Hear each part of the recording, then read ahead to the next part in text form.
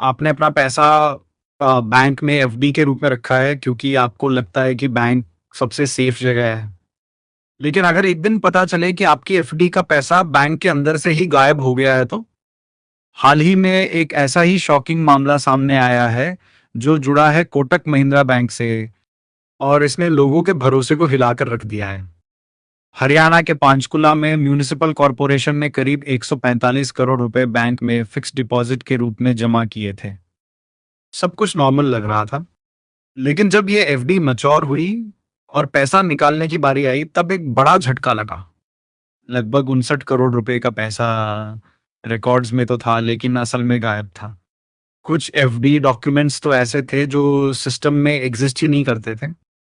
मतलब कागज पर पैसा था, लेकिन असल में पैसा कहीं और जा चुका था। अब सवाल उठता है कि ये स्कैम हुआ कैसे? इन्वेस्टिगेशन में जो सामने आया वो और भी डराने वाला है। फेक एफडी रिसीट्स बनाई गई, फोर्ज्ड सिग्नेचर्स और फेक सील्स का इस्तेमाल हुआ और म्युनिसिपल कॉर्पोरेशन को फेक स्टेटमेंट्स दिखाकर सालों तक गुमराह किया गया। यानी स्कैम बाहर से नहीं बल्कि सिस्टम के अंदर बैठकर किया गया। इस मामले में पुलिस ने एक्शन भी लिया है। बैंक का रिलेशनशिप मैनेजर अरेस्ट किया गया है और एक और आरोपी को पकड़ा गया है।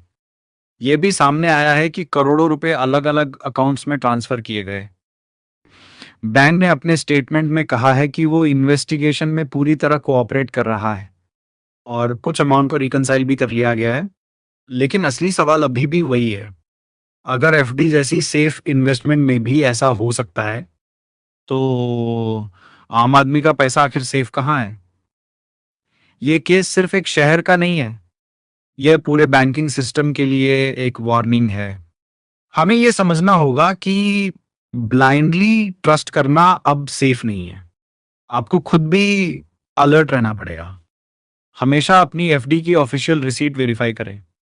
ऑनलाइन बैंकिंग से बैलेंस चेक करते रहें और किसी एक एम्प्लॉय पर पूरी डिपेंडेंसी मत रखें, क्योंकि रिस्क अब सिर्फ बाहर से नहीं, सिस्टम के अंदर से भी हो सकता है। अब सवाल आपसे है, क्या आप आज भी एफडी को 100% सेफ मानते हैं या अब आप भी थोड़ा सतर्क हो गए हैं? अपनी राय ज़रूर बताइए।